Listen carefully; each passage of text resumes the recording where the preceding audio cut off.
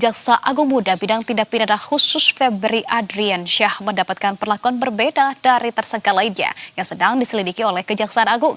Saat hendak ditahan, Febri tidak mengenakan rompi tahanan maupun tangannya terborgol. Perlakuan khusus ini pun dikritik sejumlah pihak dan menjadi perhatian publik di media sosial. Saat meninggalkan ruang pemeriksaan di gedung Kejaksaan Agung menuju rumah tahanan KPK, Febri tampak masih bisa tersenyum dan tidak mengenakan borgol di tangannya layaknya tersangka kasus tindak pidana lainnya. Febri juga tidak mengenakan rompi berwarna pink sebagai tersangka yang hendak ditahan oleh penyidik Kejaksaan Agung. Febri tampak bisa berlengang bebas menuju mobil tahanan yang disiapkan. Perlakuan khusus terhadap Febri ini pun pemirsa menuai kecaman di media sosial.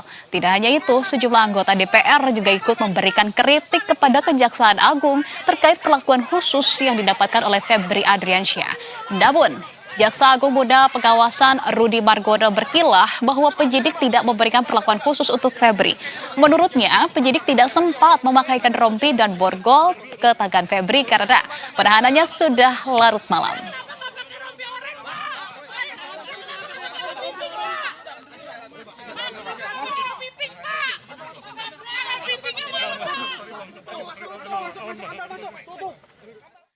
Dan pemirsa, untuk mengetahui informasi lebih lanjut sudah bergabung bersama dengan kami reporter Berita 1 sudah ada Ervan Ma'ruf dan juga juru kamera Faris Elvan Didi. Selamat malam Ervan. Ervan, bisa disampaikan kepada kami saat ini ada di gedung KPK. Bagaimana sebetulnya kondisi Febri Adriansyah di hari pertama menjadi tahanan Kejaksaan Agung begitu ya ketika dititipkan. Ini rencananya kan akan 20 hari berjalan selanjutnya dan tahapan apa lagi akan dilakukan? Oke, Nisa dan pemirsa, saat ini kami sedang berada di kawasan rutan Komisi Pemberantas Korupsi yang menjadi lokasi penahanan mantan Jaksa Agung Muda Tindak Pidana Khusus Febri Adriansyah yang tadi malam telah ditetapkan sebagai tersangka dan ditahan di rutan KPK. Diketahui bahwasanya Febri merupakan tersangka kasus tindak pidana pencucian uang yang hari ini merupakan hari pertama. Kemudian kami meninjau di sekitar rutan tidak terjadi peningkatan keamanan serta tidak ada hal yang lebih besar yang kami lihat. Bahkan kami juga memastikan bahwasanya hari ini juga tidak ada penjengukan oleh para keluarga rutan termasuk Febri Adriansyah. Diketahui bahwasanya penengokan oleh keluarga dilakukan pada setiap hari Kamis dan Senin pada pukul 10 hingga 12 siang.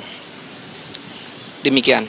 Baik, Ervan, ini yang kemudian menarik perhatian warga begitu ya terkait dengan penahanan Febri Adriansyah. Tampaknya ada perlakuan khusus, yakni Febri pada saat dilakukan penahanan tidak terlihat mengenakan rompi tahanan maupun juga borgol. Sebetulnya apa penjelasan resmi dari Kejaksaan Agung terkait hal tersebut selain daripada kita ketahui begitu ya? Ini disebutkan karena sudah larut malam. Informasi apa lagi yang Anda dapatkan, Ervan?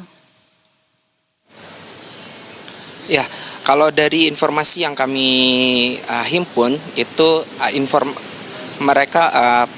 penyidik kejaksaan tidak melakukan pemberian rompi termasuk borgol yang selayaknya para tahanan dipindahkan di rutan. Itu disebabkan karena